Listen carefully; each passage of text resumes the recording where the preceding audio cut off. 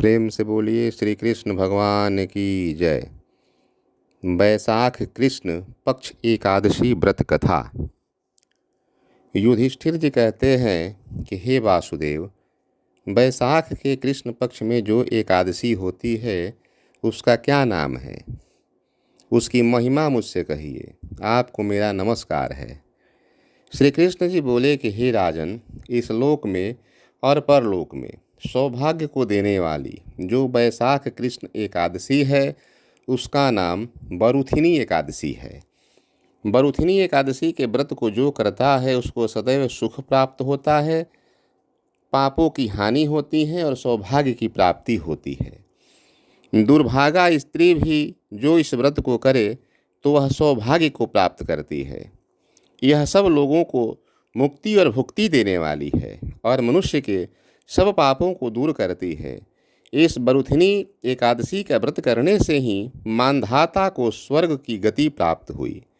ऐसे ही और भी धुंधुमार आदि बहुत से राजा पापों से तथा भगवान शिव ब्रह्मा कपाल से मुक्त हुए थे।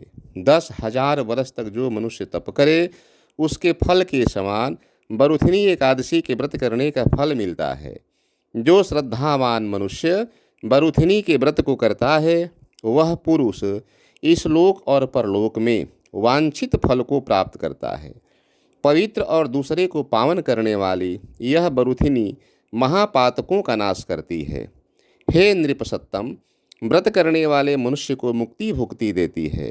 हे नृपश्रेष्ठ, घोड़े के दान से, हाथी के दान से जो विशेष फल प्राप्त होता है, भूमि दान करने से जो विशेष फल प्राप्त होता है, स्वर्ण दान करने से, अन्न दान करने से जो विशेष फल प्राप्त होता है, वह एक बार अपनी जीवन काल में जो बरुथिनी एकादशी के व्रत कर लेता है तो उसको प्राप्त हो जाता है। पितृदेवता मनुष्यों की तृप्ति अन्न से होती है। हे नृपोतम, कविश्वरों ने कन्यादान अन्नदान के समान कहा है और यह भगवान ने स्वयं भी कहा है कि गौ का दान उसके बराबर है और कहे हुए सब दानों से विद्यादान अधिक दानी है। बरुथिनी का व्रत करने वाले मनुष्य उसी फल को प्राप्त करते हैं जो मनुष्य पाप से मोहित होकर कन्या के धन से जीता है, वह मनुष्य महाप्रलय तक नरक में वास करता है। इसलिए सर्व प्रयत्न से कन्या के धन को नहीं लेना चाहिए। जो लोभ से कन्या को बेचकर धन लेते हैं तो निश्चय ही वे नरक में जाते हैं और उनका दूसरा जन्म बिलार के जोनी में जाता है, इसमें कोई संदेह नहीं है।